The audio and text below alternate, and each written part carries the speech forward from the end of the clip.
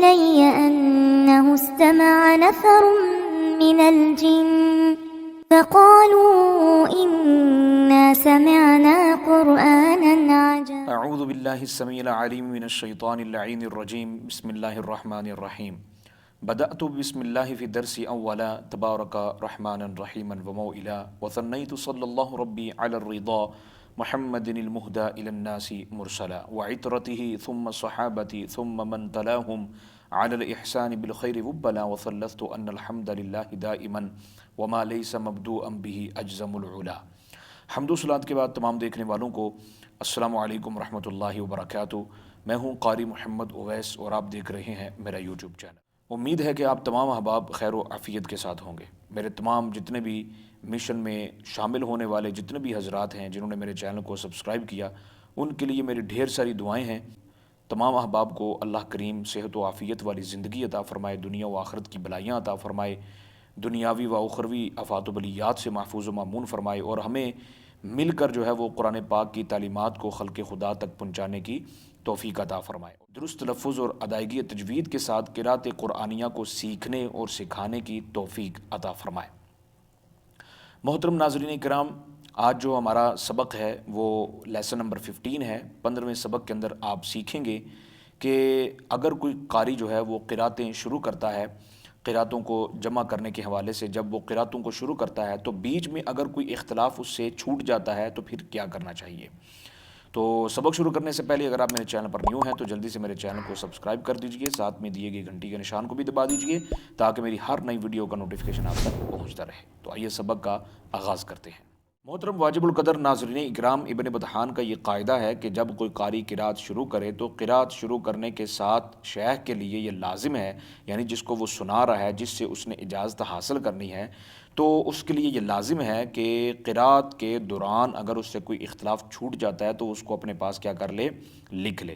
لیکن پہلے تو بات یہ ہے کہ وہ اس کو متنبہ کرے، آگاہ کرے۔ اگر تو وہ سمجھ جاتا ہے، اپنا اختلاف درست کر لیتا ہے تو پھر تو بات ٹھیک ہے، لیکن اگر اس سے وہ سمجھتا نہیں ہے، اس سے چھوٹ جاتا ہے، شیخ اپنے پاس کیا کر لے، لکھ کے رکھ لے۔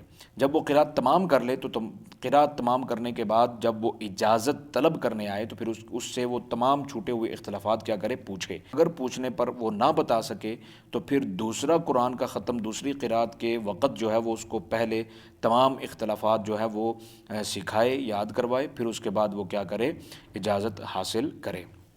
یعنی خلاصہ کلام یہ ہے کہ اگر اس سے اختلاف چھوٹ جاتا ہے تو شیخ کے لیے لازم ہے کہ اس کو متنبہ کرے۔ اگر وہ متنبہ کرنے پر نہیں سمجھتا تو پھر شیخ کے لیے لازم ہے کہ وہ اس کو لکھ لے اپنے پاس۔ لکھنے کے بعد جب وہ اجازت حاصل کرنے آئے تو اس سے پوچھے، اگر وہ بتا دے تو ٹھیک، نہ بتائے جب تک اس سے خوب ذہن نشین جو ہے وہ اختلافات نہ کروائے جائیں اس وقت تک جو ہے وہ اجازت اس کو نہ دی جائے۔ محترم ناظرین کرام، قراتوں کی تحقیقات کرنے والے اور تلاوت حروف کے احکامات سے واقفیت حاصل کرنے والے کے لیے یہ بات ضروری ہے کہ وہ اس فن یعنی قرات قرآنیہ کے فن کے مناسبت کے حوالے سے جو اس فن یعنی قرات قرآنیہ کی جو کتاب ہے، بک ہے، اس کو کیا کر لے، بخوبی قراتوں کے اختلاف کو اپنے ذہن نشین کر لے، الگ الگ طریقوں سے وہ قرات یاد کرے، پڑھے، اختلاف زبانی یاد کرے، اختلاف ذہن نشین کر لے، تو پھر اس کے لیے یہ امر بہت کیا ہے، ضروری ہے۔ یعنی اختلاف واجب اور اختلاف جائز کا جو ہے وہ فرق اسے معلوم ہونا چاہیے۔ ابن صلاح اپنے فتاویٰ میں لکھتے ہیں کہ قرآن پاک کی قرات کی جو عظمت ہے یہ ایک ایسی فضیلت ہے کہ جو اللہ کریم نے خاص طور پر انسانوں کو عطا فرمائی ہے، اور حدیث مبارکہ میں وارد ہے ملائکہ کو یہ شرف حاصل نہیں بلکہ وہ انسانوں کی زبان سے قرات قرآن کو سننے کے کیا ہوتے ہیں، خواہش مند ہوتے ہیں۔ تو محترم ناظرین کرام، آج کا ہمارا لیسن ہوا ختم۔ اگلے لیسن میں میری اور آپ کی ملاقات ہوگی۔ مجھ نہ چیز کو اپنی دعا میں یاد رکھیے۔ اللہ حافظ۔ السلام علیکم ورحمۃ اللہ وبرکاتہ۔ أوحي إلي أنه استمع نفر من الجن فقالوا إنا سمعنا قرآنا عجبا